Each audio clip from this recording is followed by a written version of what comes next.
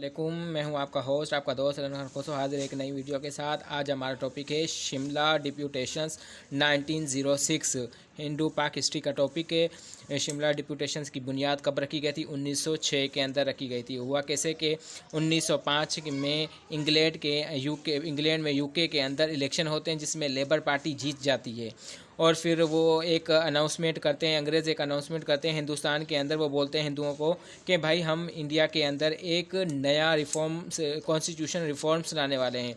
जब भी कोई पार्टी वगैरह जीतती है तो वो जो रिवोल्यूशंस होते हैं, कॉन्स्टिट्यूशन रिवोल्यूशन, उसको दोहराती है। यानी कोई भी नई हुकूमत आती है तो वो अपनी पॉलिसी जो होती है उसको न्यू करती है, उसके अंदर चेंजिंग्स लाती है और उससे ये भी सजेशन मांगती है कि भाई हम इसके अंदर रिफॉर्म्स लाने लगे हैं, आप लोग इसके अंदर सजेशन दे सकते हैं।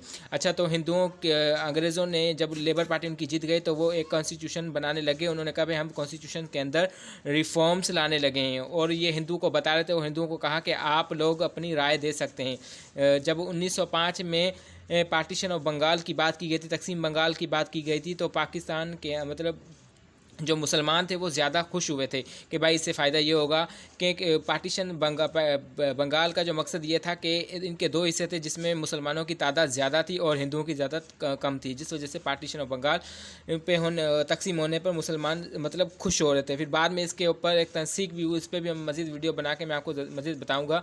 चलिए पहले हम इसको थोड़ा डिफ़ाइन कर लें कि 1905 के अंदर पार्टीशन जब बंगाल की तकसीम की गई थी तो उस वक्त 35 मेंबर थे।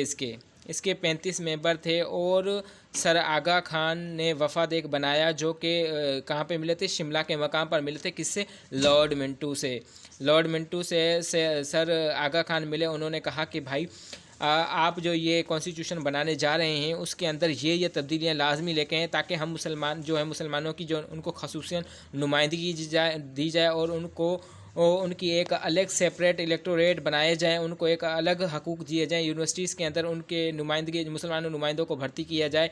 यानी ये है कि सरकारी जितनी भी जो गवर्नमेंट्स जॉब्स हैं उनको मुसलमानों को भी उनमें शुमार किया जाए, क्योंकि यहाँ पर इंडिया में तो हिंदुस्तान की उस वक्त ज़्यादा तादाद, अगर मैं कहूँ तो हिंदुओं की ज़्यादा तादाद थी। इस वजह से मुसलमानों को एक सेपरेट इलेक्टोरेट नहीं दिया जा रहा था। तो उस पर सर आगा खान ने लॉर्ड मिंटो से ये शिमला के अंदर मुलाकात में ये कहा कि भाई हमारा यहाँ मकसद बनाने का, इस वफद को बनाने का मकसद ये था कि भाई कि हमें जो है वो अलग सेपरेट इलेक्टोरेट दिया जाए, अलग नुमाइंदगी दी जाए मुसलमानों के लिए, उनकी गवर्नमेंट में उनको एक अलग सर्विस दी जाए, उनको मुसलमानों के लिए अलग जो है तारीख के अंदर बताया जाता है कि मुसलमानों के लिए अलग नौकरियां होनी चाहिए, वो अलग अपने लिए काम करें, हिंदू अलग अपनी रियासत बनाएं और मुसलमान अलग अपनी रियासत बनाएं, अलग अलग काम करें। ऐसे नहीं कि सिर्फ जितने भी सरकारी नौकरियाँ हैं, जितने भी सरकारी अफसरान के ओहदे हैं उन पर सिर्फ हिंदू ही ताइज़ है। नहीं, ऐसे नहीं है कि मुसलमानों को भी हक दिया जाए, वो भी इसी कौम का हिस्सा हैं, वो भी इस मुल्क के अंदर रहते हैं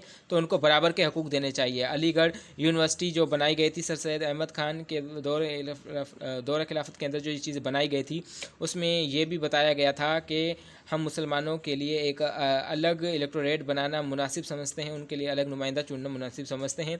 और इसका रिज़ल्ट ये था कि ग्रेट पॉलिटिकल, अच्छा इसमें काफ़ी हद तक इस वफद को एक हाँ के तौर पे इसको कबूल कर दिया गया था, जिसमें ये रिज़ल्ट आए थे, ग्रेट पॉलिटिकल अचीवमेंट आई थी इसके अंदर।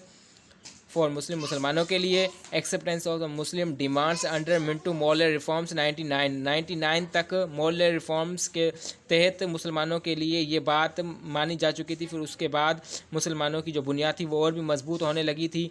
और मज़ीद मैं आपको इसके बारे में अपना पार्टीशंस और बंगाल के बारे में बताऊंगा, उसमें ज़्यादा हिस्ट्री बताई गई है मुसलमानों के लिए।